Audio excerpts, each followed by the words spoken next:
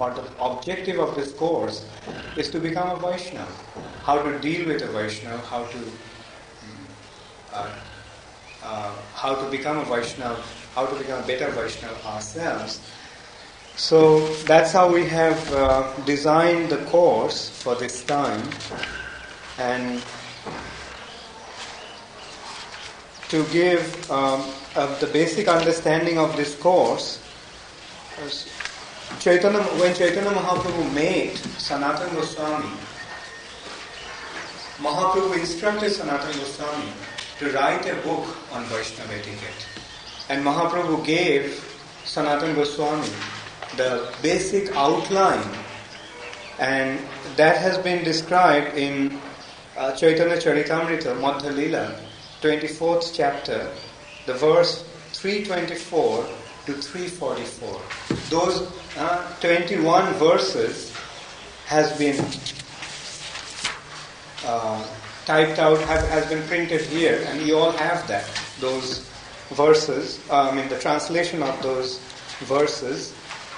It's actually very important because we have to understand that the basic outline of Vaishnava etiquette was given by Chaitanya Mahaprabhu himself to Sanatana Goswami. And Sanatana Goswami wrote the book, or collected all different understandings on Vaishnava etiquette from different scriptures, and he wrote Hari Bhakti Vilas.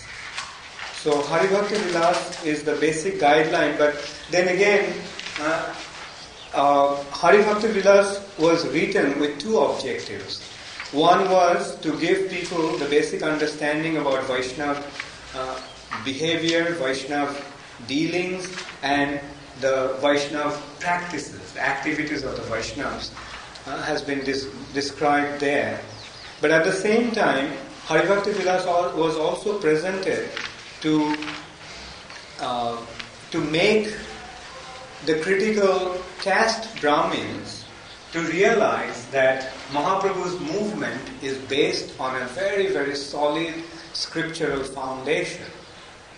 Mahaprabhu gave Krishna consciousness in a very simplified way. And Chaitanya Mahaprabhu's movement was actually designed for the mass. In the age of Kali, most of the people are very, very degraded. And Mahaprabhu brought this Harinam Sankirtan movement to deliver the conditioned living entities in the age of Kali.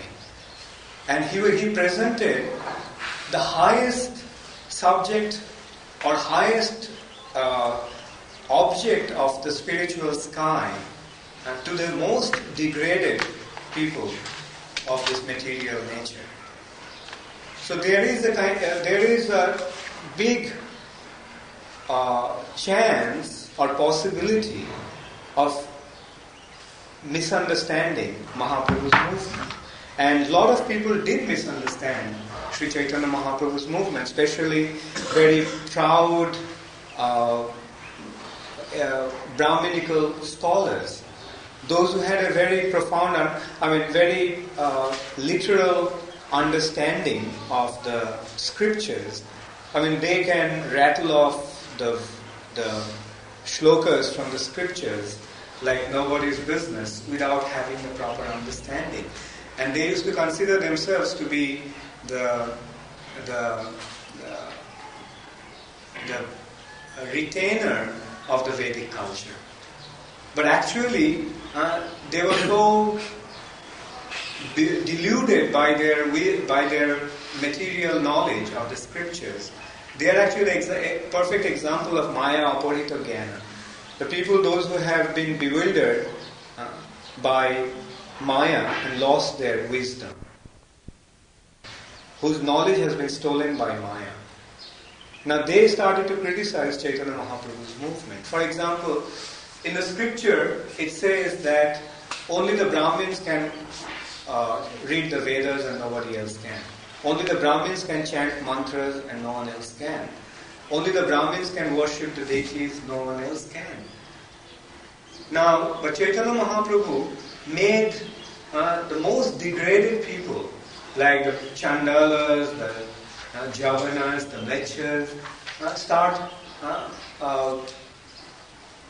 chanting the holy name of the Lord, and they were even worshipping the deities, and they were indulging in very, very specific Vedic activities which were forbidden by the other castes, or forbidden for the other castes.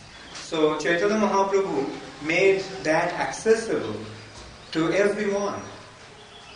Now the Brahmins became very vocal in opposition. They became very, very, very loud and very even violent in their opposition to Chaitanya Mahaprabhu's movement. So Sanatana Goswami, through Gopal Bhatta Goswami, compiled the Hari Bhakti Vilas just to shut them up or make them understand that Krishna consciousness, the Mahaprabhu Sankirtan movement, is not a new thing or not a mental concoction of anybody. It is a bona fide religion.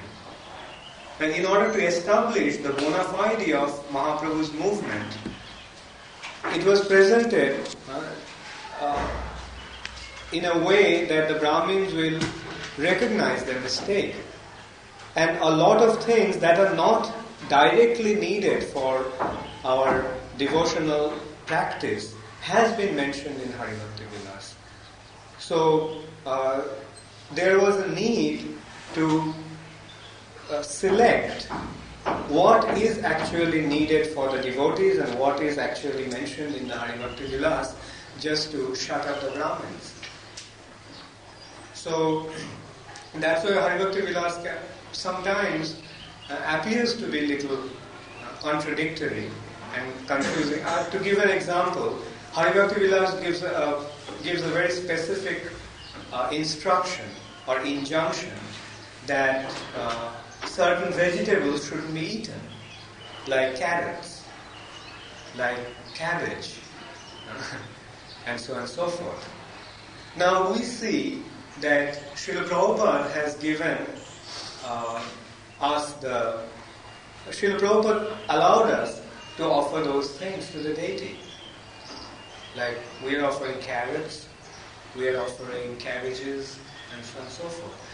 Now, apparently it's a contradiction, but here we have to understand that a devotee, say a pure devotee like Prabhupada, he knows what's to be done and what's not to be done. So here, Prabhupada's instructions becomes more important to us than the instructions in Hari Bhakti Vilas.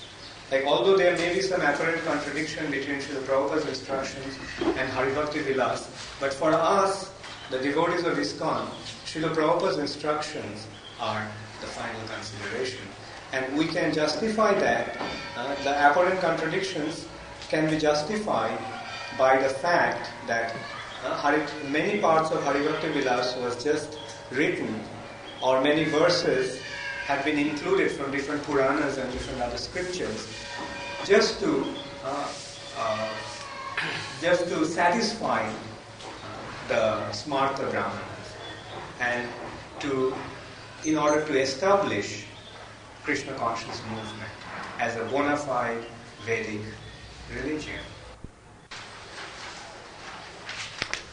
So, the most important consideration for Vaishnava etiquette, as I mentioned, is to apply these etiquettes in our daily behavior, in our daily day-to-day dealings.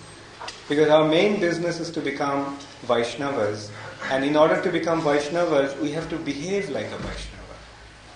And the Vaishnava etiquettes are actually meant for giving us the understanding of how does a Vaishnava behaves. And when we are in the Vaidhi Bhakti platform, we have to practice those behaviors. But when we become situated in a spontaneous devotional platform, then our activities will naturally become, or spontaneously become like that of a Vaishnava. Actually, Vaishnava etiquette means the way a Vaishnava acts. And it's not an artificial thing. A Vaishnav is a person who has been situated in his spiritual identity. To be a Vaishnav means to become situated on our spiritual identity. And when we become situated in our spiritual identity, then we automatically deal from that spiritual, automatically our behavior becomes very spiritualized. And spiritualized means attraction to Krishna and aversion to Maya. Whereas the material life means attachment to Maya or attachment to material nature and forgetfulness of Krishna. The living entities in the material platform, they have forgotten Krishna. And that's why they are running after all these material objects for their sense gratification, for their sense enjoyment. But in spite of running after and acquiring all these material objects, they are not satisfied.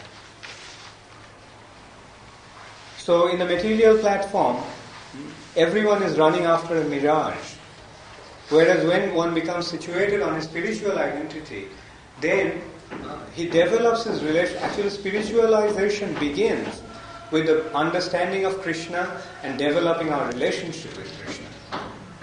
And when our relationship with Krishna becomes completely established, then we become pure devotees. But as long as some degrees of attachment is there in our hearts for the material nature, to that degree we become non-devotees. Our attachment to Krishna makes us devotees, our attachment to Maya makes us non-devotees. So there is a constant war or a tug of war is going on. Sometimes Maya is pulling us towards the material nature. And sometimes Krishna's devotees are pulling us towards the spiritual nature. Now, if we side with the devotees, then we are going to win in the tug of war. No matter how strong Maya is, Krishna is the strongest. And Krishna's potency is manifest through his devotees. So if we remain with the devotees of Krishna, then we are bound to win. If we remain in the association of devotees, then someday we will positively become devotees ourselves. Someday we will positively go back to the spiritual sky. So then again, like in this age of Kali, the most important consideration is to remain in the association of devotees. To be in Mahaprabhu's Sankirtan movement means to be in the association of devotees. Mahaprabhu's Sankirtan movement is designed for the mass, Bahubhir Milipta Jat Kirtana. When we chant the holy name of the Lord in the association of devotees, congregationally, when many devotees get together and chant the holy name of Krishna, that is called Sankirtan. And that is the process for this age. And we have to chant Hare Krishna Mahamantra, which is the Juga Dharma for this age, in the association of devotees. Alone, we cannot when we are alone, we cannot be in Sankirtan. Sankirtan means collective. So the most important consideration in this age to be in the association of devotees. And in order to be in the association of devotees, we have to be favorably disposed to the other devotees. So the ultimate consideration for Vaishnava etiquette is that do not create any disturbance in the society of devotees. So that is the basic consideration for our Vaishnava etiquette. We must behave in such a way that we do not create any disturbance to the other Vaishnavas. And that's why Prabhupada so much emphasized on the need of love and trust.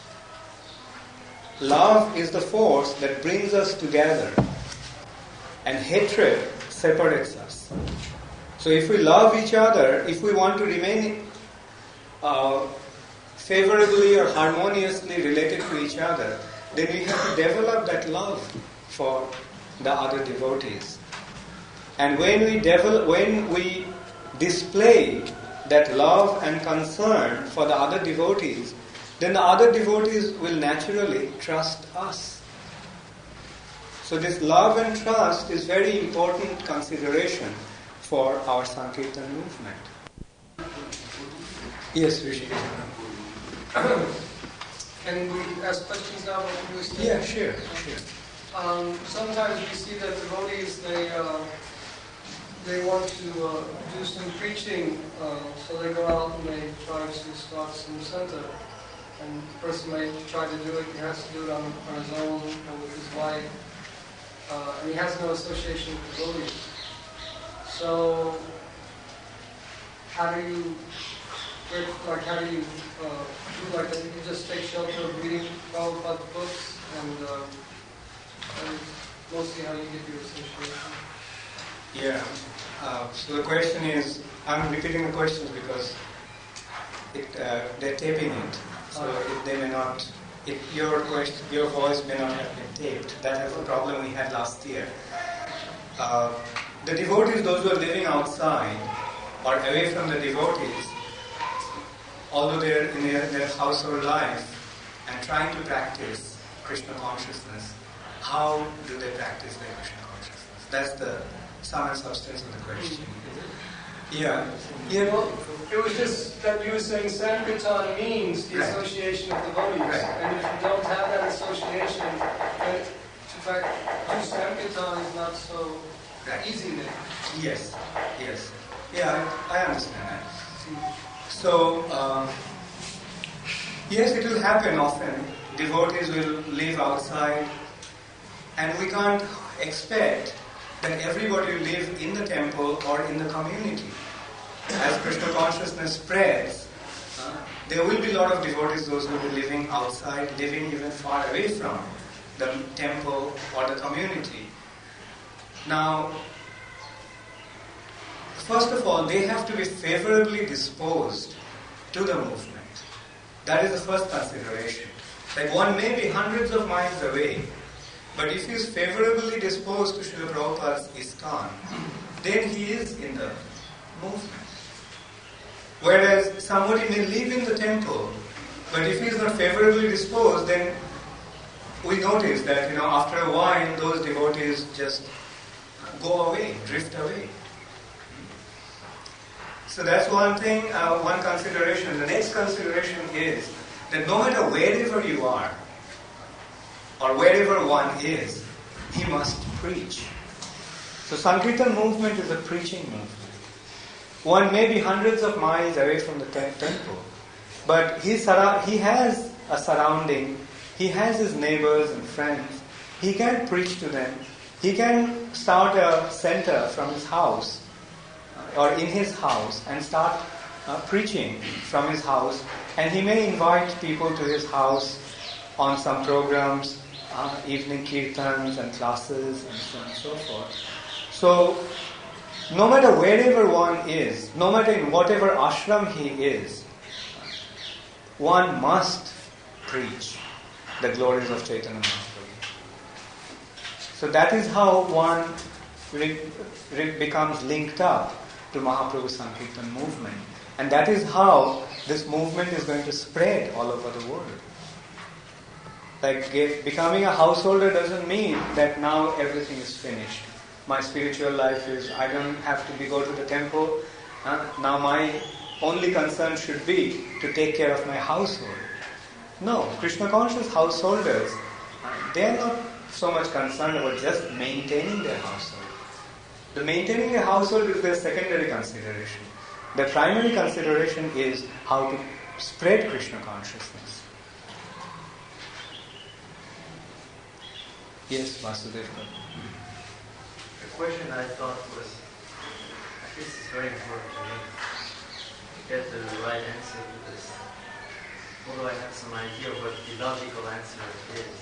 But if the Shastras and Vaishnava etiquette is based on truth is very important tenet of Vaishnava etiquette, then why is it that even our acharyas at times, for the purpose of being practical, they have to add some clauses in the scriptures to please some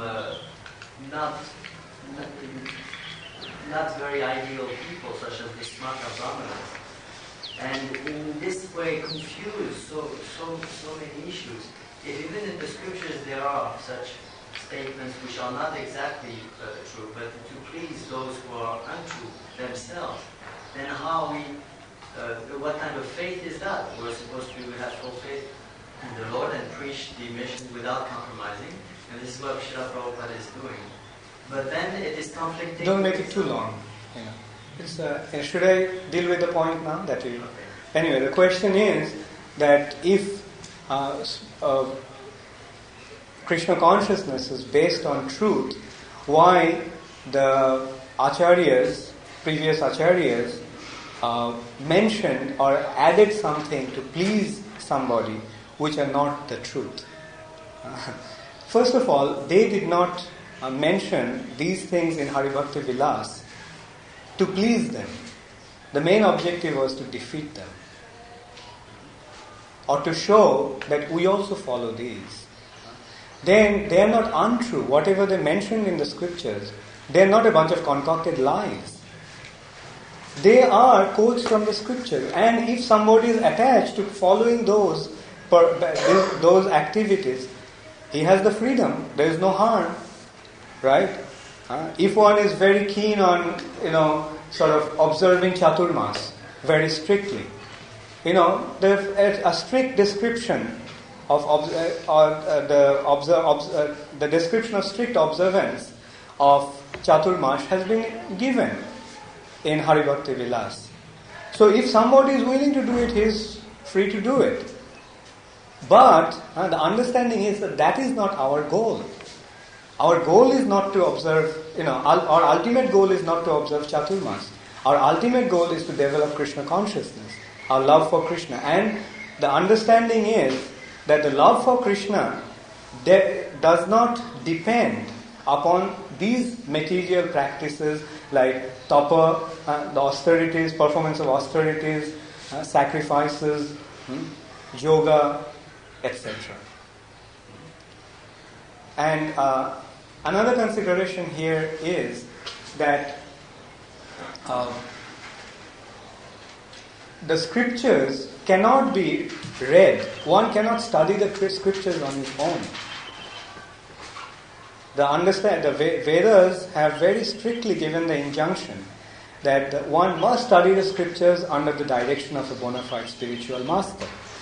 So a lot of things may be mentioned in the scriptures, but the spiritual master selects the appropriate sections from the scriptures and instructs his disciple accordingly.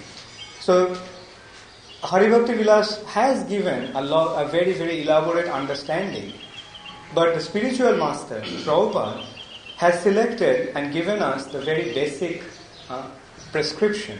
That is, ultimately what is our vidhi? Follow the 4 regulative principles and chant at least 16 rounds every day. Actually, that is the sum and substance of all our Vaidhi Bhakti. Right? And if we do that, then we will progress to attain devotional service. The fact that we're chanting 16 rounds instead of 64 also concurs with it. Yes, it is 16 minimum, right? But Prabhupada also suggested that we must try to increase. And ultimately, why 64? Our ultimate goal is to chant all the time, right? So it's not that Prabhupada has given only. Prabhupada wanted us to chant only 16 rounds and no more. 16 rounds is the very basic number that we must chant, the minimum number. Yes, Purushottam Prabhu. You were mentioning about the Brahmanas, and understanding it is also Lord Krishna also actually in his own example glorifies the Brahmanas. But these Brahmanas, Mata Brahmanas, they have given the misunderstanding. Actually it is true that only those who are the Brahmanas are only allowed to study Vedas because those subject matter are so confidential plus it does require such a kind of an environment. The consciousness of these things are only observed the Brahmanas. One cannot study that. But these Brahmanas are according to the qualities which Lord Krishna described in Bhagavad Gita. One who reaches those qualities, he is the only person who should be studying the Vedas. Anybody else who tries to study the Vedas, then again he says, because he will get mixed up because the Vedas do provide so many contradictory instructions, and one may not be able to understand what to do and what not to do. Yes. So first of all, who is a Brahmana? One who is born in a Brahmana family? No. Brahmo janati iti Brahmana. The one who knows the absolute truth, he is a Brahmana. Right? And then the prerequisite for that is that one must be initiated. Janmana jayate Shudra. By birth, everyone is a Shudra. Even the son of a Brahmana is a Shudra. Samashkarat bhavate tvija. By the process of purification, one becomes twice born. Then Veda Pathat Bhavet Vipra. By studying the Vedas, one becomes a Vipra. And Brahma Janati iti Brahman. And when he realizes the Brahman, then he becomes a Brahman. So, what is the sanskar? Sanskar means accepting upanayan, accepting initiation from a bona fide spiritual master. So, this accepting initiation from a bona fide spiritual master is the very initial need for stepping into the spiritual life. So, ultimate consideration is that one must be initiated by a bona fide guru. And who is a bona fide guru? Jai Krishna Tattvavetta, Shai Guru Hai. One who knows Krishna in reality, he is a guru. So ultimately, we have to approach the scriptures under the direction of a bona fide spiritual master, and the goal should be to attain Krishna. So when we approach that way, then everything becomes perfectly harmonized. But those smarta Brahmanas, they are not actually Brahmanas. So regarding them, actually there is a very, very,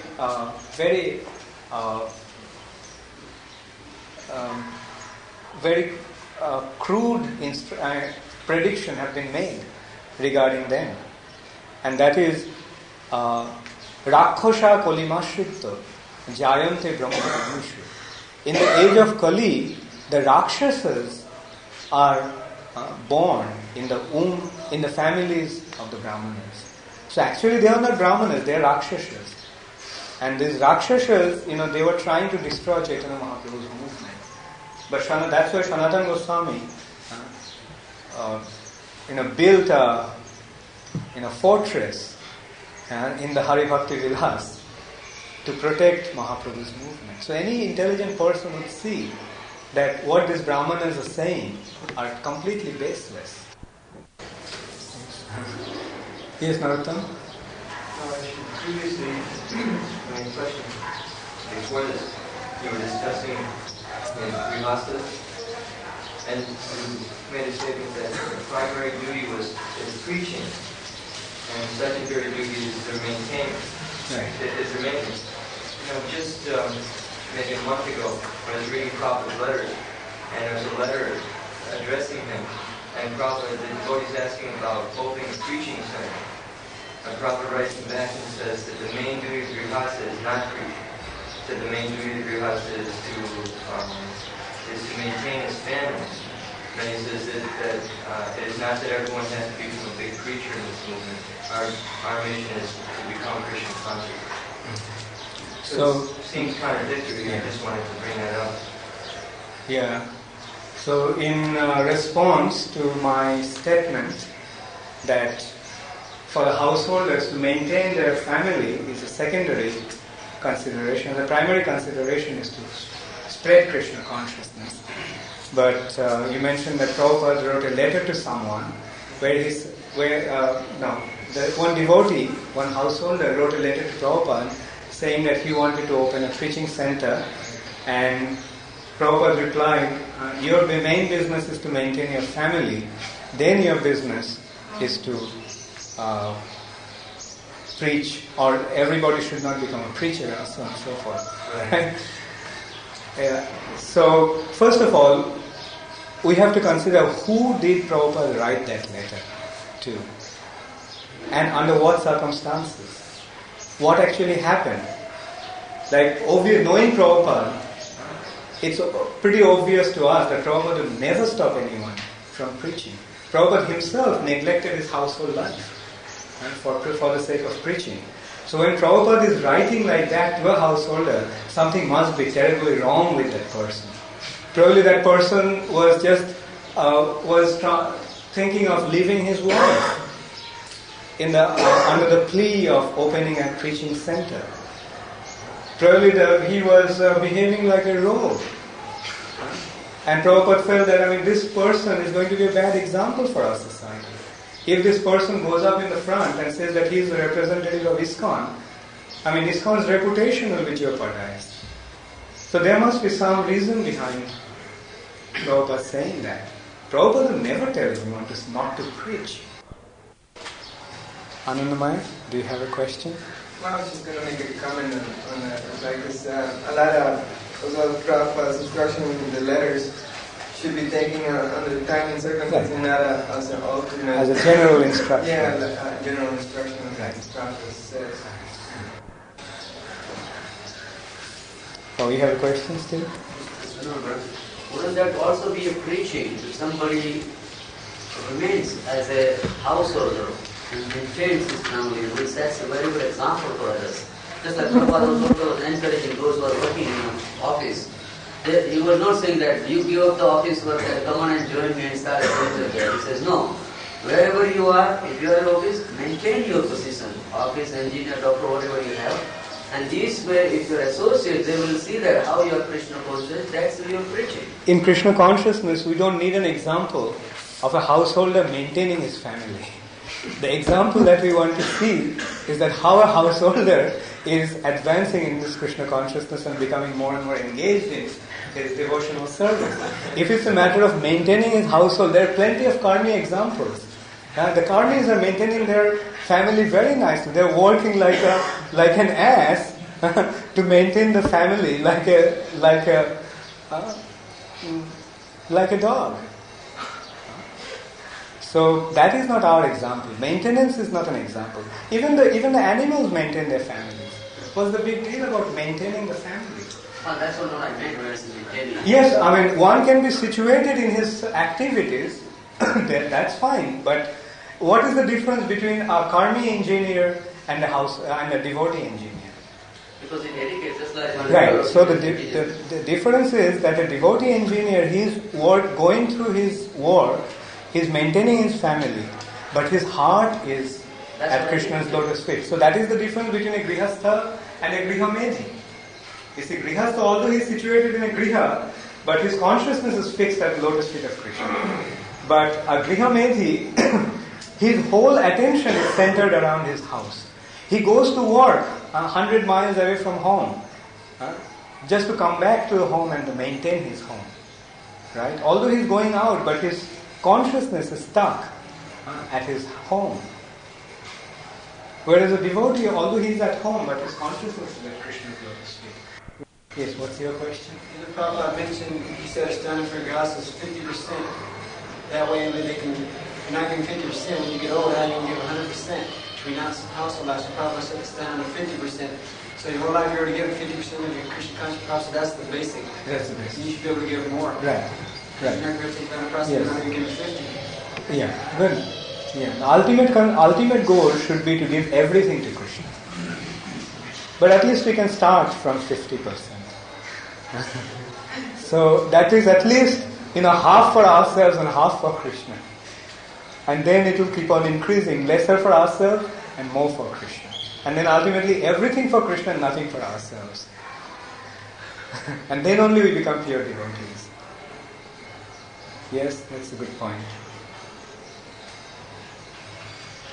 Yes, Vasudev Prabhu. Bhakti Thakur prays that all that is mine, let it be yours.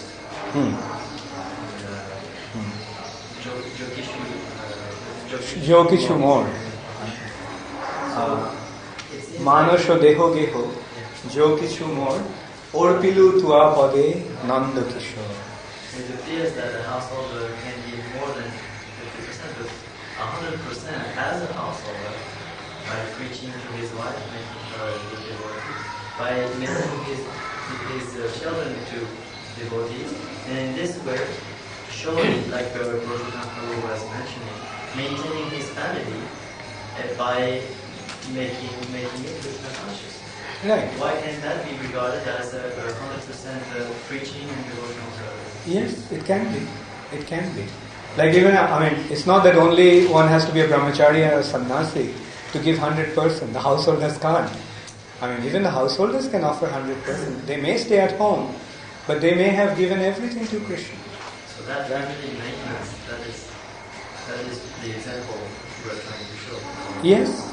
My main point was that it has to be, our ultimate consideration is how much for Krishna and what for Krishna. Not just maintenance, because actually the householders basically love to maintain their family. Right? If a person is a gentleman, he will naturally take care of his wife and children. Only an irresponsible rogue will not take care of his children and wife in spite of taking up the responsibility.